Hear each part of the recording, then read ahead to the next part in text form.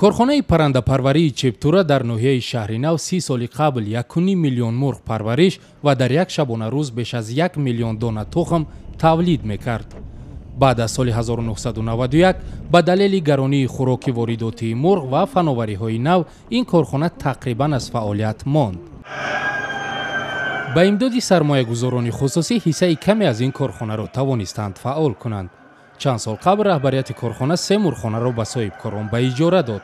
ҳоло онҳо то 100 000 мурғ парвариш ва тухми онро ба фурӯш мегузоранд.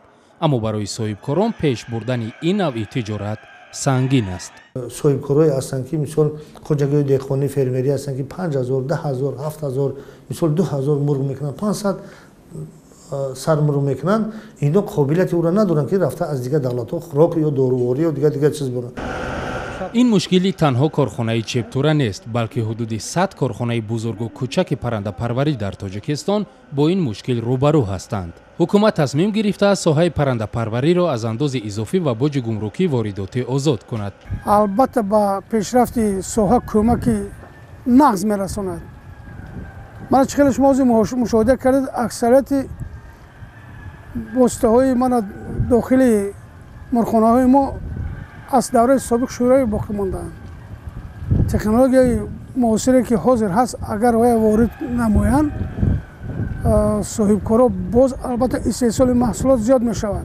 18% андоз ва 4-5% гумрукиро наспорим, хеле ин арзонӣ мешавад ки он маблағ бо барои хариди хӯроки чӯҷа ё ки барои хариди чӯҷа аз дигар давлатҳо ин ба мо мусоидат мекунанд ки ва ин боз ҳам ба нархи истеҳсоли маҳсулот таъсир мерасонад. дар бозори дохилӣ маҳсулоти мисол тухми мо 80 дирҳам не мумкин ки 70 дирҳам шавад, мумкин 65 дирҳам шавад.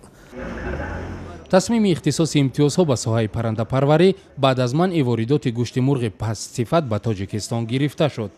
ба ин тартиб мақомот талош доранд бозори кишварро бо маҳсулоти дохилӣ таъмин созанд. ҳарчанд ниёзи Тоҷикистон ба гӯшти мурғ дар як сол 63 000 тонна унвон мешавад, корхонаҳои мурғпарварӣ дар соли гузашта танҳо 2100 тонна гӯшти мурғ тавлид кардаанд.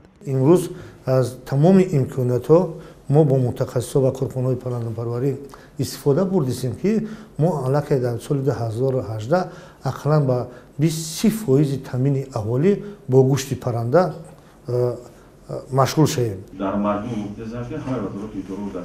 ихтисоси ин имтиёзҳо ба буҷаи Тоҷикистон низ бетаъсир нестанд. Нусратулло Давлатзода раиси кумитаи андозии Тоҷикистон гуфта буд ки танҳо аз имтиёз ба арсаи паррандапарварӣ, сайёҳӣ ва ҳунарҳои мардумӣ ба буҷа 150 миллион сомонӣ камтар маблағ ворид мешавад.